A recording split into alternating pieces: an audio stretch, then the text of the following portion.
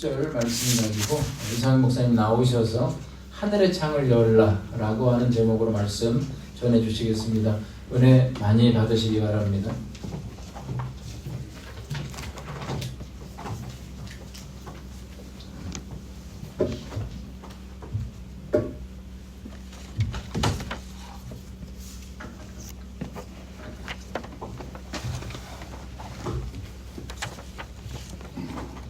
열왕기하 7장 1절에서부터 10절까지 한 절 한 절 교독하시고 마지막 절 함께 보시겠습니다. 열왕기하 7장 1절에서 10절입니다. 엘리사가 이르되 여호와의 말씀을 들을지어다. 여호와께서 이르시되 내일 이맘때에 사마리아 성문에서 고운 밀가루 한 스아를 한 세겔로 매매하고 보리 2스아를 한 세겔로 매매하리라 하셨느니라.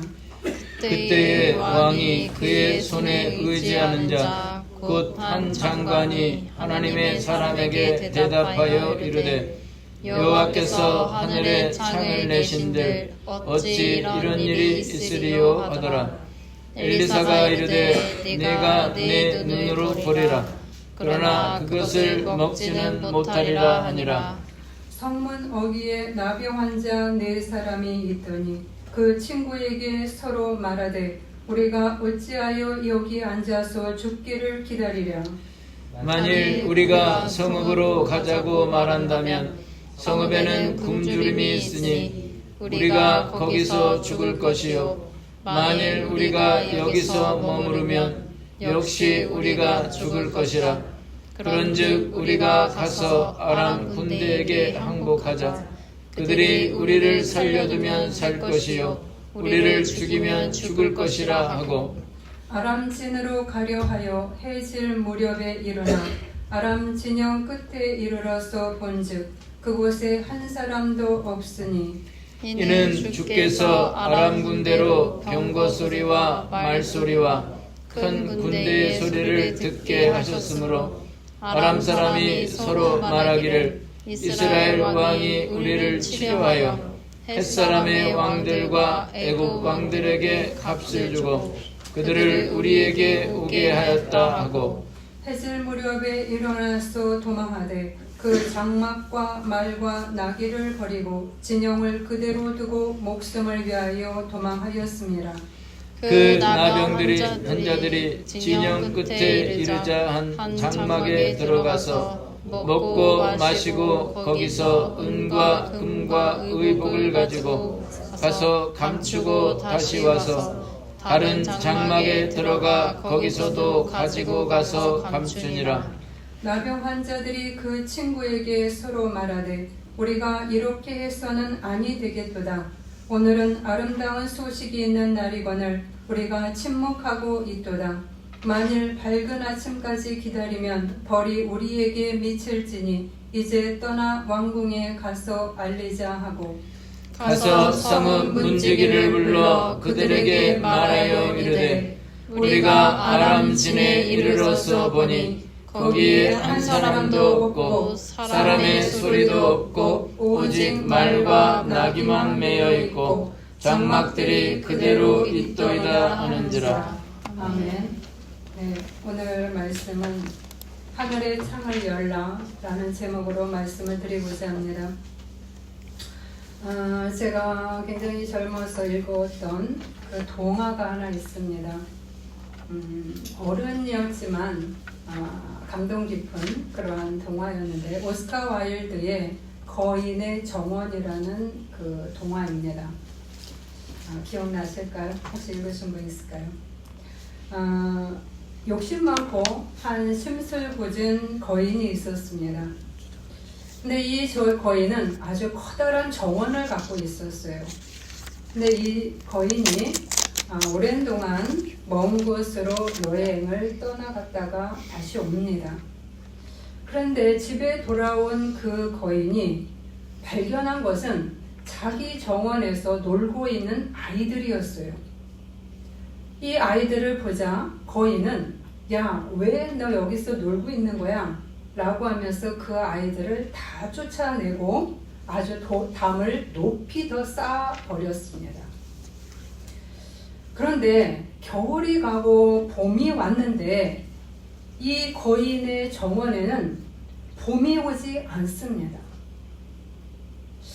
여전히 찬바람이 거인의 정원에 불고 눈이 쌓여 있습니다. 거인이 봄을 계속 기다리면서 점점 지쳐가면서 병이 날 지경이 되었어요. 그럼에도 불구하고 거인의 정원에는 봄이 안 옵니다. 그런데 어느 날 새소리가 들리는 거예요. 새소리가 들린다는 것은 봄의 소리였죠. 그래서 이 거인이 바깥을 나가봅니다. 그랬더니 아이들이 그 돌담 구멍으로, 이렇게 개구멍이죠. 어떻게 보면 그 구멍으로 숨어 들어와서 정원에서 신나게 놀고 있는 것이었어요. 그제서야 거인은 아이들의 웃음이 봄을 가져오는구나 라는 것을 깨닫습니다. 그래서 이 거인은 지금껏 자기가 높이 쌓아놓은 그 높은 담을 허물고 지금까지 자기만 독차지하려 했던 그 정원을 아이들의 놀이터로 만들어 주었습니다. 그런데 다음날 현관문을 활짝 열고 정원으로 내려가는데 그 아이들이 거인을 보자마자 뿔뿔이 다 흩어지는 거예요. 왜요? 옛날에 혼났잖아요. 쫓아냈잖아요. 그러니까 자기가 또 혼날까봐 이 아이들이 다시 뿔뿔이 흩어져 도망갑니다. 그런데 저 끝자락에서 그 외진 곳에 있던 아이 한 명이 달아나지 않고 눈에 눈물이 고인 채로 울고 있었어요. 이 아이를 거인이 보자 그 아이 등 뒤로 가만히 가서 한 손으로 가볍게 이 아이의 등을 이렇게 쓰다듬으면서 그 아이를 탁 들어 올립니다. 그리고 나무 위에 앉혀주었습니다. 그러자 그 나무가 갑자기 아주 순식간에 꽃을 피우고 새들이 와서 노래를 부르는 거예요. 그러니까 이 아이가 그 나무 위에 올라간 그 아이가 너무 기뻐서 거인의 얼굴에 입을 맞춰줍니다. 멀리 도망갔다가 숨어서 이 광경을 본 아이들이 이 거인이 이 아이를 도와주네 그 모습을 보고서 다시 정원 안으로 다 들어옵니다. 그러자 거인의 정원은 또다시 봄이 아주 만끽하면서 왔습니다. 그러면서 얘들아 너희들 언제든지 놀러와라 라고 하면서 아주 높은 담장 옆에 있었던 것까지도 다 허물어버렸습니다. 이렇게 아이들은 매일 정원에 놀러 왔습니다. 그런데 그 나무 위에 올려놓아 주었던 그 작은 아이는 다시 오지 않는 거예요. 시간이 지나고 이 거인의 마음속에는 그 꼬마 아이가 마음속에서 잊혀지지 않습니다. 그 꼬마 아이가 정말 보고 싶네 라는 마음을 갖습니다. 그런데 계속 나타나진 않아요. 어느 날 이제 나이가 들어서 거인이 이제 늙고 쇠약해지고 그리고 바깥으로 나가기도 힘이 빠지고 그래서 커다란 안락 의자에 앉아서 애들이 노는 것을 구경하고 있었어요. 그런데 그 멀리 그 외진 곳에 있었던 나무가 갑자기 하얀 꽃을 피우고 서 있는 모습이 보였습니다.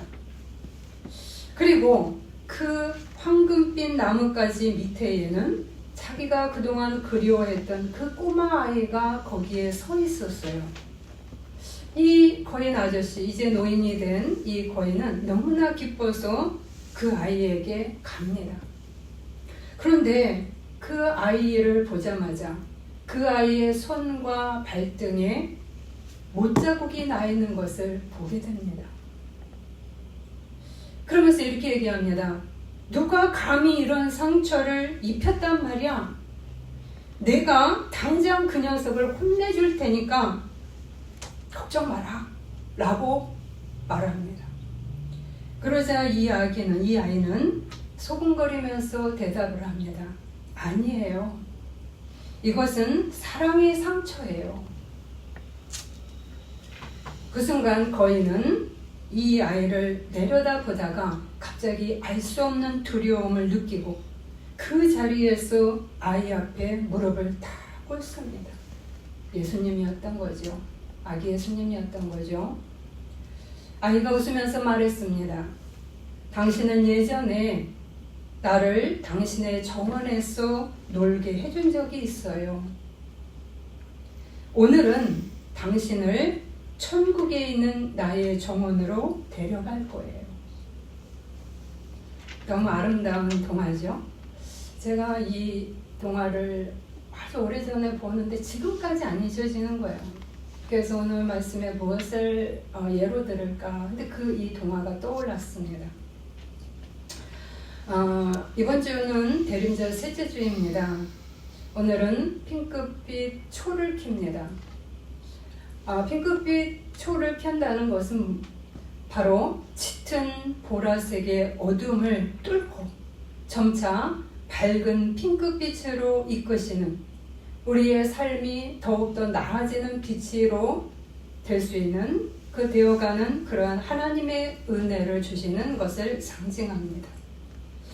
거인의 정원이 겨울에서 봄으로 충만하듯이 오늘 말씀 속에서도 이렇게 겨울의 정원에서 봄의 정원으로 우리의 삶을 바꿔나가시는 그러한 은혜를 주시고자 오늘 말씀에서 들려주는 은혜가 있습니다.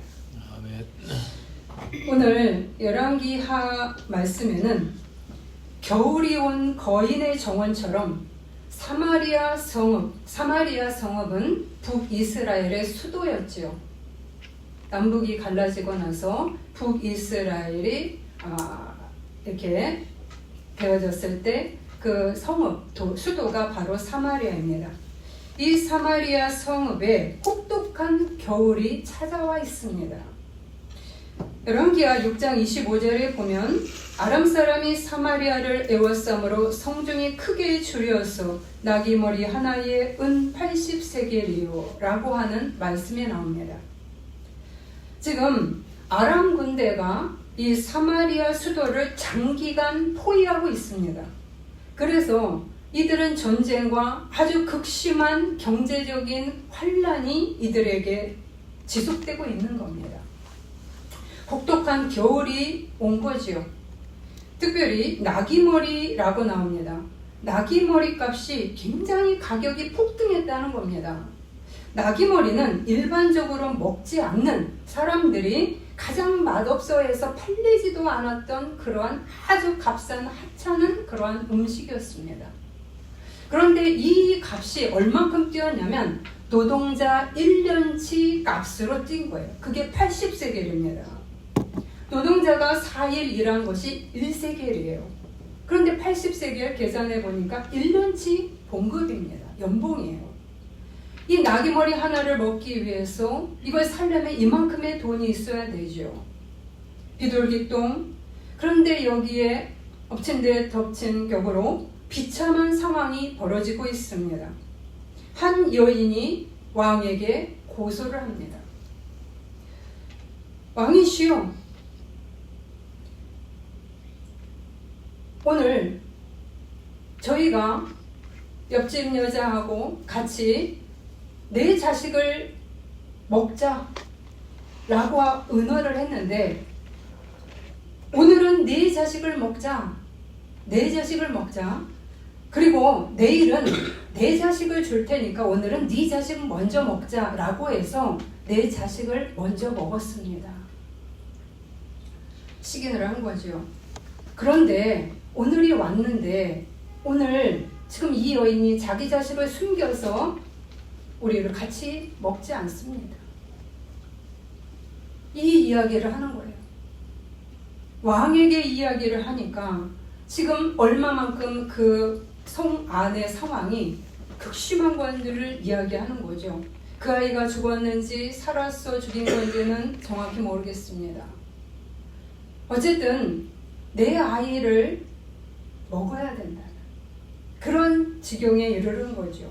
경제적인 재난에 더하여 인간의 본성조차도 완전히 무너진, 모성애는 바닥난 지 오래고 참혹한 인간성을 보여주는 지경으로 추락한 겁니다. 이게 지금 사마리아 성읍의 똑똑한 겨울입니다. 그런데 이렇게 굳게 닫혀서 바깥으로 나오지 못하는 이 사마리아 성읍에 갇힌 이러한 북이스라엘의 여호람 왕이 행한 행동을 보면 우리는 왜 이러한 일이 벌어졌는지를 우리는 알 수가 있습니다. 아람 왕이 공격한 이유가 있습니다. 그것은 북이스라엘의 악 때문입니다. 여호람 왕은 아합 왕이 그의 아버지예요. 그럼 아합 왕은 하나님 보시기에 아주 악한 왕이라는 평가를 받은 왕입니다. 그 아들도 별반 차이가 없어요. 아버지를 따라서 하나님 보시기에 악한 왕이었습니다. 그렇기 때문에 하나님께서 그들을 징계하기 위해서 아람 군대를 보내서 사방을 포위하게 하고 그들을 기근에 처하게 허락한 겁니다. 아람의 포위 모습을 보면서 북이스라엘은 내가 저지른 악의 힘이 이만큼이구나, 얼마나 견고한지를 반성할 수 있어야 되는 겁니다. 그런데 그럼에도 불구하고 이 여호람 왕은 하나님 앞에 반성하기는커녕 엘리사 탓을 합니다. 열왕기하 6장 31절에 보면 사밧의 아들 엘리사의 머리가 오늘 그 몸에 붙어 있으면 하나님이 내게 벌 위에 벌을 내리실지로다.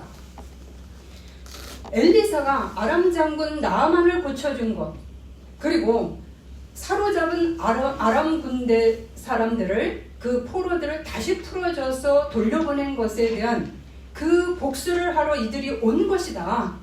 그렇기 때문에 엘리사를 죽이려고 달려들고 있는 겁니다. 지금 어떤 일이 벌어지고 있는지 상황 파악이 제대로 안 되는 거예요. 바르게 분별이 되어 있지 않습니다. 그래서 이 왕은 이 높은 담을 치는 것처럼 사방에 우겨쌈을 당하여도 반성하기는커녕 위선적인 회개를 하나님 앞에 보이고 있습니다. 그것이 뭐냐면 왕복 사이로 베옷을 입었다는 표현이 나옵니다. 여러분, 진정한 회개를 하려면 어떻게 해야 되냐? 왕복을 벗고 그리고 베옷을 입고 죄를 뒤집어 쓰고 하나님 앞에 무릎을 꿇습니다. 히스기야도 그랬습니다. 그런데 이 여호람 왕은 왕복을 입고 그 사이에 베옷이 살짝 보이게끔 만든 거예요. 그래서 백성들이 이 왕을 볼 때 우리 왕이 베옷을 입었네. 뭐예요? 전시 효과가 있는 거예요. 회개하는 척, 잘못을 반성하는 척 했을 뿐이라는 겁니다. 그런데 더욱더 나쁜 것은 무엇이냐? 사방이 막힌 상황 속에서, 그런데 사방만 바라보고 한숨 쉬고 못한다는 말만 하고 있는 거예요. 내가 어찌하랴? 내가 어떻게 도와? 지금 상황이 너무나 나쁜데 어떻게 하란 말이야? 라고 이야기합니다. 이 말은 무엇이냐? 하늘의 창을 열지 않는다는 이야기입니다. 여러분, 우리는 사방에 어려움이 있을지라도 우리는 이때 사방만 바라보면 안 됩니다. 우리가 바라봐야 될 거는 우리가 사방이 막히면 막힐수록 하늘의 창을 바라보고 그 창을 열어야 합니다. 아멘. 왜냐하면 뚫린 게 하늘이기 때문입니다. 아멘. 이렇게 공간에 갇혀 있는데 하늘이 어디 있습니까? 라고 여러분이 반문할 수 있습니다. 내 방에 있는데, 내 이 공간에 있는데 무슨 하늘이 있습니까? 여러분, 하늘에는 세 가지 뜻이 있습니다. air, 그 다음에 sky, heaven. air는 지금 여러분이 여기에 공기, 여기가 전부 다 air입니다. 내가 지금 호흡하고 있는 이 공기 속에도 하늘이라고 표현을 하는 것이고, 조금 더 높은 것은 sky입니다. 공중입니다. 그리고 더 높은 것은 heaven, 천국을 상징하는 그곳이 heaven입니다. 그러면 지금 하늘은 우리 어느 곳에나 열려있는 곳이에요. 비록 닫힌 방에 있어도 에어는 있는 거지요. 하늘을 봅시다. 여러분, 하늘을 보면 하늘에 막힌 데가 있습니까? 여러분, 하늘이 막혔습니까? 여기서부터 여기까지는 딱 커튼이 쳐져 있습니까? 아니죠. 하늘은 사방으로 열려 있습니다. 하늘에 경계가 있습니까? 없습니다. 끝없이 펼쳐져 있고요. 한없이 높습니다.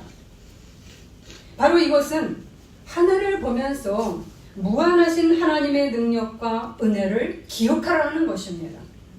뚫려있는 하늘을 우리가 바라봐야 하고 그 하나님을 간절히 찾으라는 하나님의 상징이기도 합니다. 아멘. 사방이 막혀도 하늘을 뚫어놓으신 하나님을 우리는 기억하라는 겁니다. 아멘. 그런데 이 요람과 군대들은, 이 군인들은, 그리고 장관들은 하늘을 쳐다보지 않습니다. 사방에 막힌 담만 바라보고 한숨 쉬고 내가 어쩌란 말이야, 내가 어쩌란 말이야 라는 말을 반복합니다. 열왕기하 6장 33절과 7장 2절을 보시면 엘리사가 와서 이야기를 하지요. 여호와의 말씀을 들을지어다. 내일 다시 경제 회복이 있을 것이라. 이렇게 선언을 해주고 갑니다. 예언을 해주고 가는 거지요. 그런데 6장 33절을 보면 왕이 이렇게 얘기합니다. 이 재앙이 여호와께로부터 나왔으니 어찌 더 여호와를 기다리리요. 2절에 보면 여호와께서 하늘의 창을 내신들 어찌 이런 일이 있으리요. 하늘의 창을 열어도 하나님은 이런 일을 하실 수 없을 것이다 라고 불신하는 겁니다. 하늘의 창을 열려고도 하지 않고 하늘의 창이 열릴 것이라는 믿음도 없습니다. 그렇기 때문에 이들에게 있어서는 거인처럼 혹독한 겨울만을 경험했던 그 거인의 경험처럼 이들의 삶 속에 봄이 오는 것을 경험하지 못합니다. 이들의 삶은 하늘이 닫혔기 때문에 사방의 우겹산만 보면서 그들의 인생은 혹독한 겨울 속에서 지내야만 한다는 것입니다.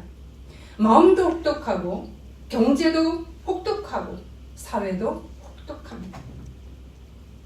우리는 어떠할까요? 여러분은 어떠하십니까? 사방에 막힘이 있는 어둠이 있으십니까?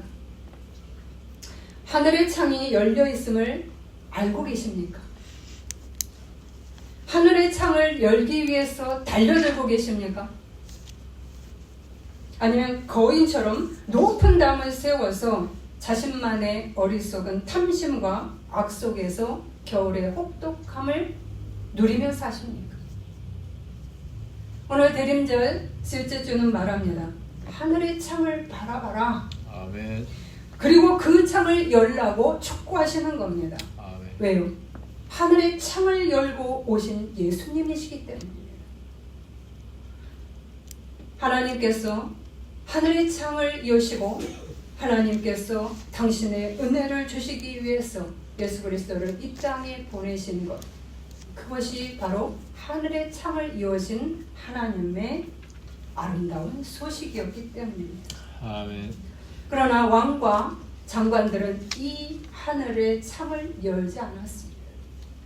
이 하늘의 창을 맛보고 연 자들은 바로 따로 있었습니다. 문둥병자입니다. 오늘 조금 내죠. 오늘 그러면 어떻게 이 문둥병자 4명이 하늘의 창을 열었고 하늘의 은혜를 경험했는가 하는 것을 보시기 바랍니다. 7장 3절에 가면 이들이 이렇게 얘기합니다. 아람진으로 가서 항복하자. 성읍으로 가면 거기서도 사람들이 굶주리기 때문에 우리는 거기 가도 굶주려서 죽을 것이요 여기에 머물러도 죽을 것이다. 그러면서 우리가 어찌하여 여기 앉아서 죽기를 기다리랴 라고 이야기합니다. 대단한 일을 한 게 아니에요. 문둥병자들은 뭔가 지금 이 죽어가는 사방이 무너져가는 이때에 우리 그냥 가만히 앉아서 죽을 수는 없잖아. 뭔가 움직여보자. 움직여라도 보자. 이 말이에요. 여러분 어렵습니까? 움직여보자. 아우 싫어, 힘들어, 피곤해, 몸 아파, 안 될 거야. 문둥병자들이 그렇게 안 했어요. 우리를 그들이 살려두면 살 것이고 우리를 죽일 것이면 죽을 것이다. 그러니까 죽기를 각오하고 야 움직여나 보자 이 말입니다. 아멘. 여러분 이게 우리에게 중요하게 들려야 됩니다. 하나님은 우리에게 대단한 것을 먼저 요구하시는 것이 아니라 나의 작은 발걸음, 나의 작은 스텝, 의지, 결단, 그리고 의지를 가지고 움직이는 행동화, 이거를 주님이 원하는 거예요.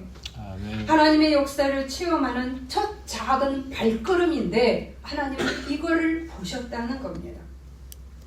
마태복음 7장 7절에 구하라, 문을 두드리라, 찾으라, 그러면 열릴 것이요 찾을 것이요 얻을 것이라고 말씀하고 있습니다. 우리는 자포자기하거나 아니라거나 나태하거나 누군가 해주겠지, 그냥 나는 가만히 있으면 누군가 대신 할 거야 라고 하는 그런 안일한 태도를 주님이 원하시는 게 아니에요. 주님은 생존을 위해서 내가 무엇을 할 수 있는가, 적어도 나의 의지를 동반한 움직임을 원한다는 것입니다. 그런데 이 작은 이 문둥병자의 의지의 행동이 이것만 가지고 아람 군대를 물리칠 수 있을까요? 아닙니다. 이러한 작은 스텝이었지만 또 하나 중요한 것이 무엇인가? 바로 하나님만이 행하실 수 있는, 하나님만이 하늘의 창을 여신 그런 은혜로 인해서 이 역사가 일어났다는 사실입니다. 아멘. 즉 나의 작은 스텝과 하나님의 은혜가 만나는 겁니다. 아멘.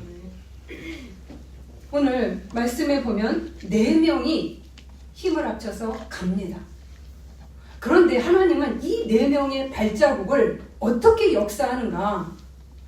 아람 군대가 두려워하는 해쪽 속에 용병 부대가 있습니다. 이들은 용병, 여러분 용병은 돈 주고 사는 아주 그러한 사람들이죠. 군인이죠.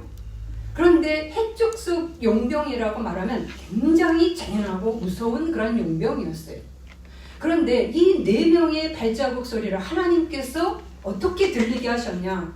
바로 이스라엘이 이 해쪽 속 용병을 지금 고용을 해서 야 아람 군대 우리를 치러 오는 거야 라고 하면서 해쪽 속의 발자국 소리로 아람 군대들이 듣게 했다는 사실입니다.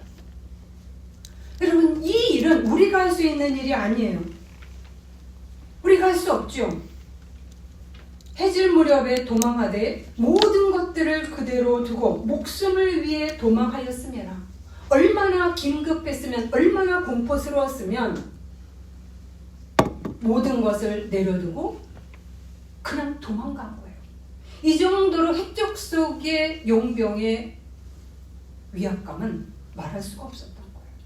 그런데 하나님께서 이 4명의 발자국을 어떻게 만드셨다고요? 해쪽 속의 용병의 발자국 소리로 만들어버렸다는 얘기입니다. 이것이 바로 이 4명의 문둥병자들의 작은 스텝에 하나님께서 플러스 하나님의 놀라운 은혜로 역사하시는 힘을 우리는 보게 되는 겁니다. 아멘. 우리는 하나님만이 하실 수 있는 범주의 능력이 있음을 아셔야 합니다. 아멘.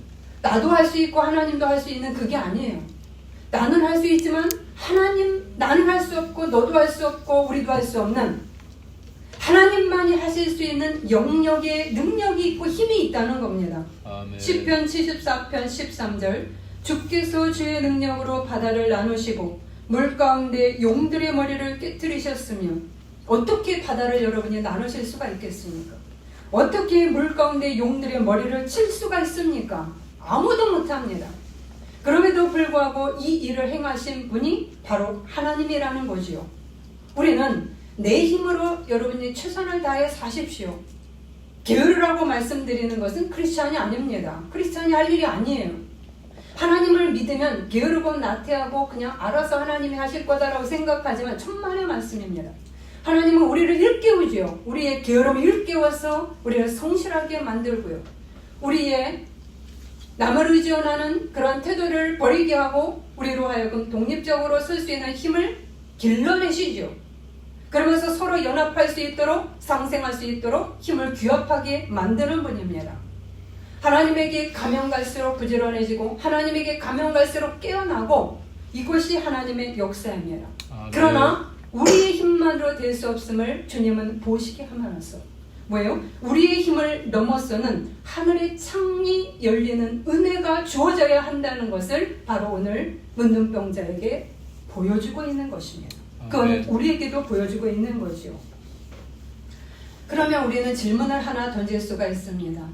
왜 하나님은 문둥병자에게 이 하늘의 창이 열리는 경험을 하게 하셨을까라고 하는 점입니다. 그것은 작은 문둥병자의 발걸음만이 아닙니다. 가장 중요한 것은 하나님의 정의 때문입니다. 지금 계속해서 말씀을 드립니다. 하나님의 정의의 은혜 때문에 하나님은 이 일을 하실 수밖에 없는 것이에요. 아멘. 무엇인가? 문둥병자는요, 사회적으로 가장 저층에 속하는 사람이고 소외자입니다. 아웃사이더예요. 관심의 대상자가 아닙니다. 성읍에 들어가서 살 수 없었던 사람 등이에요. 부정한 자입니다. 그래서 그들은 누군가 가져다 주는 음식을 먹고 살 수밖에 없었어요. 찌꺼기를 먹고 사는 거나 마찬가지였습니다. 그런데 지금 기근으로 인해서 이들에게 가져다 주는 음식조차가 끊어졌습니다. 그럼 하나님이 보시기에 못 사는데 병들었어요. 여러분, 못 살고 병들고 사회적으로 배제되고 하나님 보시기에 너무나 가슴이 아린 자식입니다. 부모도 자식들이 여럿이 있을 때 가장 아픈 자식이 없다고 얘기하는 게 아니라 아픈 자식이 있죠. 병들고 나약하고 그러면 돈 있는 아들의 자식들 집에서 용돈 받아서 훔쳤다가 그거를 가지고 어려운 집 딸에게 가서 갖다가 살짝살짝 주죠. 그러면 나중에 막 싸우는 경향이 있죠. 이거 엄마는 왜 그래? 이미 엄마에게 부모에게 줬으면 이제 부모 겁니다. 근데 거기까지 소유권을 주장하면 안 되죠. 옛날에 저희 할머니도 보면 용돈 받아서 온 거 좀 어려운 자리 근데 갖다 주고 막 이런 거를 많이 보는 거예요.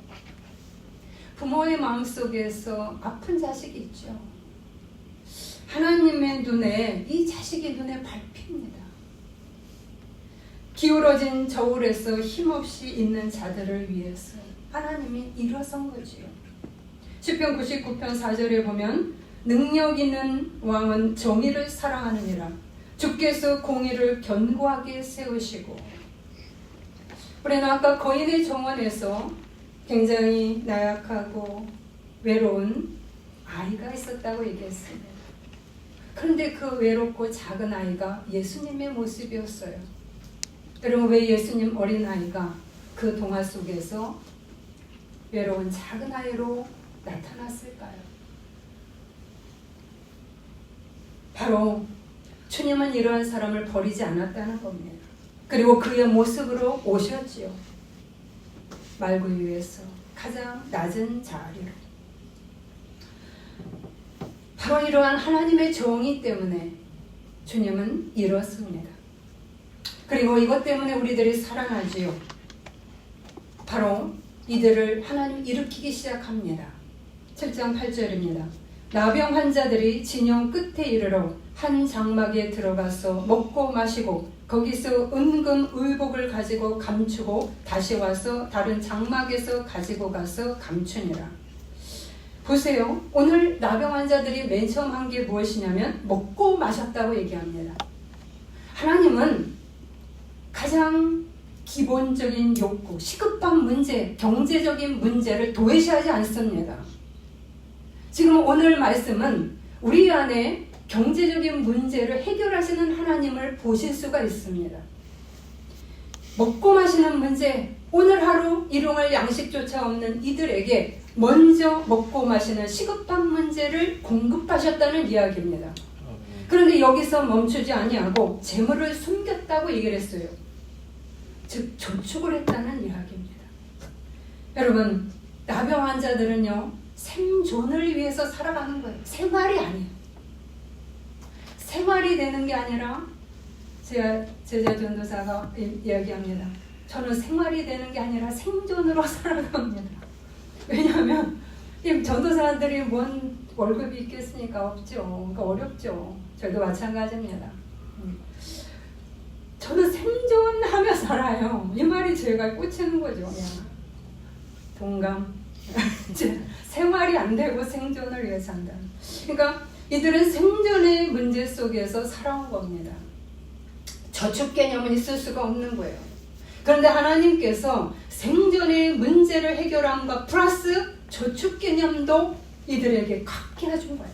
주머니에 채워본 적이 없는데 주머니에다 채워주었던 하나님이라는 겁니다. 여러분, 은혜롭지 않습니까? 예, 소망이 생기죠? 예, 아멘. 우리도 주머니에 돈이 좀 저축되기를 원합니다. 아니, 빚이나 다 청산하기를 원합니다. 빚이나 다 청산해 주십시오. 아멘. 얘야. 그래, 먹고 사는 문제, 빚 문제, 마이너스, 그 다음에 플러스까지 가자. 주님이 이렇게 얘기하시는 겁니다.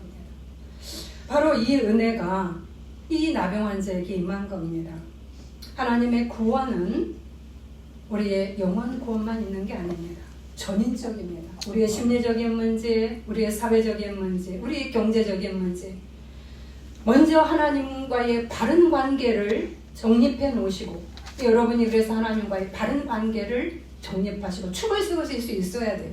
내가 중심이 되시면 안 됩니다. 아멘. 힘들어도 하나님이 바르게 내 안에 축이 되셔야 됩니다. 아멘. 내가 축이 되면 흔들립니다. 요동이 너무 많아요. 인생사는 요동 속에 살아가게 돼 있어요. 그러나 하나님과의 바른 축을 형성하는 것, 이것이 형성되면서 하나님은 생존의 문제를 관여하시면서 먹고 사는 문제를 풀어주십니다. 이게 하나님의 기쁜 소식에 들어가는 겁니다. 예수님이 오셔서 오병이어의 사건을 일으키셨습니다. 가는 곳마다 가난하고 병든 자들에게 치유하시고 그들을 일으켰습니다.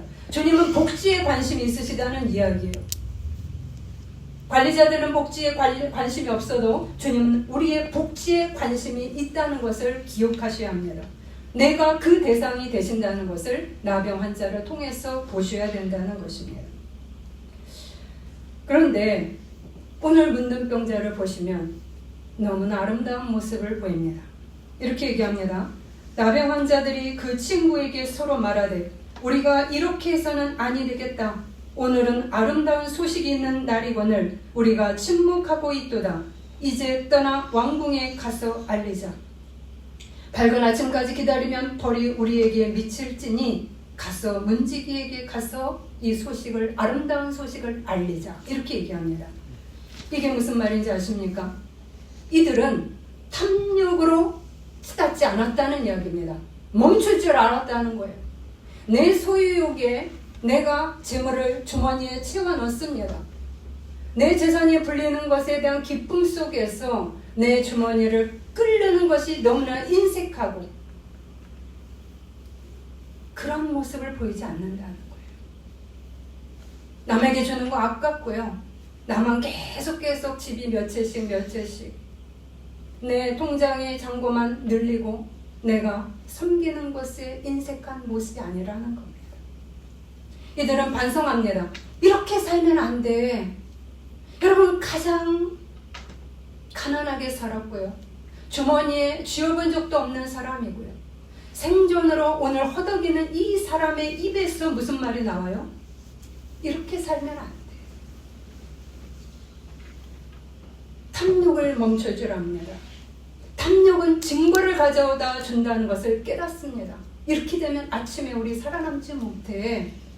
탐욕은 하나님과 맞지 않음을 깨닫게 합니다. 그러면서 성 안에 다른 사람들 죽어가고 있어. 우리 그들에게 이 아름다운 소식을 알리자. 우리만 먹고 배부르면 안 된다. 같이 살아야 된다. 상생해야 된다.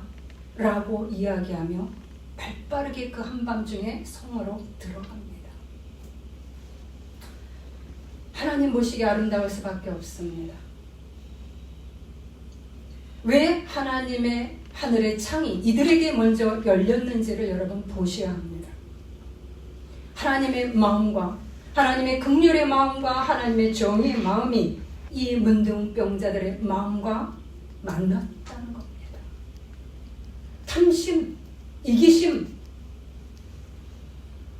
나만 편하고 내 형제가 잘 사는 거 싫고 내 형제가 같이 하나님과 같이 은혜 받는 거 싫고 주님이 원하는 마음 아니죠. 주님이 미워하는 마음이지요. 내 가족 안에서 내 교회 안에 어려운 사람이 있어도 내 주머니만 불리는 그러한 사람은 하나님이 합당하다 얘기하지 않지요. 주님은 가장 자신이 아낀 사람을 아끼는 아들을 내어주기까지 했어요. 그런데 우리는 내어주는 거 아까워하지요. 왜요? 계산이 뜹니다. 하나님 앞에 시간 내는 거 아깝지요. 옆 사람에게 시간 내는 거 더 아깝죠. 그리고 내 배만 불리려고 하는 것. 이게 바로 여호람 왕이 행했던 일입니다. 그에겐 반성도 옆에 사람에게 나눠줌도 없는 그래서 혹독한 겨울이 그에게 계속 올 뿐이었죠. 그러나 이 아름다운 소식이 있는 날이라고 이들은 이야기합니다. 문둥병자들은 아름다운 소식이 있는 날이거늘 뭐예요? 상생해야 된다. 같이 살아야 된다 이 마음이에요. 여러분의 마음이 이런 마음이 얼마나 되실까요? 우리 어제 주일학교 학생들이 왔습니다. 여기서 한참 놀다가 갔는데 주방에서 오늘 음식을 준비하는데 애들이 물어봅니다. 내일 점심 메뉴가 뭡니까? 그랬어요. 그랬더니 치킨이야. 이렇게 얘기를 했다는 거죠. 그때 애들이 딱 하는 얘기가 야 우리 애들한테 알리지 말자. 애들한테 알리지 말자. 그러고 간 거예요. 여러분 애들의 마음속에서도 야 우리만 배불리 먹자. 네? 치킨 좋아하잖아요. 그러니까 애들에게 알리지 말자. 반대가 돼야 되죠. 야 우리 애들에게 알려서 치킨 하니까 다 오라고 하자. 이렇게 얘기해야 되는데 야 우리 내 애들한테 얘기하지 말자. 이러고 갔다는 거예요. 여러분 4학년 애들 마음속에서도 탐심이 움직일 수 있어요. 우리는 웃었지만 애기니까 웃었지만 하물며 우리 안에 재물이 들어와서 주머니를 채울 때 여러분 얼마나 내놓으십니까? 얼마나 아낌없이 헌신하십니까? 문둥병자들은 바로 이 일을 했다는 겁니다. 아이들과 자신의 정원을 나눈 자신의 정원을 놀이터로 개방한 거인. 그랬을 때 정원에 꽃이 피기 시작하고 봄이 오고 행복이 그에게 왔습니다. 그 마음이 어린 예수 그리스도를 만나게 했고 그 예수 그리스도의 마음이 너무나 행복했습니다. 네가 나를 위하여 정원을 열어주었다. 이제 내가 하늘의 정원을 너에게 열어줄 거고 내가 너를 거기로 데려갈 거야. 아멘. 우리가 동화 속에서도 이런 일이 있는데 실제로 이러한 일들을 주님이 하시러 이 땅에 오신 날이지요. 아멘. 하나님의 정의와 하나님을 향한 움직임의 스텝과 그리고 아낌없이 나누고 헌신하는 상생의 마음을 가진 이 문둥병자는 하늘의 창을 열 수밖에 없는 거고 하늘의 창이 열리는 것을 체험할 수밖에 없었습니다. 아멘. 제일 먼저 체험하게 하신 거죠. 그 많은 사람 다 내려놓고 이 가장 하찮고 보잘것없는 사람의 주머니를 채우시고 배를 불리고 그리고 같이 나눌 수 있는 행복을 누리게 해준 그 은혜, 이게 바로 하늘의 창을 연 그러한 문둥병자의 모습입니다. 오늘 문둥병자에게 하신 것처럼 주님은 우리에게도 이야기를 합니다. 얘들아, 하나님의 하늘의 창을 바라보며 믿으며 작은 스텝을 걸어라. 절대 너희들에게 어두운 밤만 있지 않다. 하늘의 광명이 떠올라서 너희의 지금껏 어두운 인생을 밝게 비춰줄 것이라고 아멘. 문둥병자에게 이야기하듯 우리에게도 이 이야기를 하시는 겁니다. 아멘.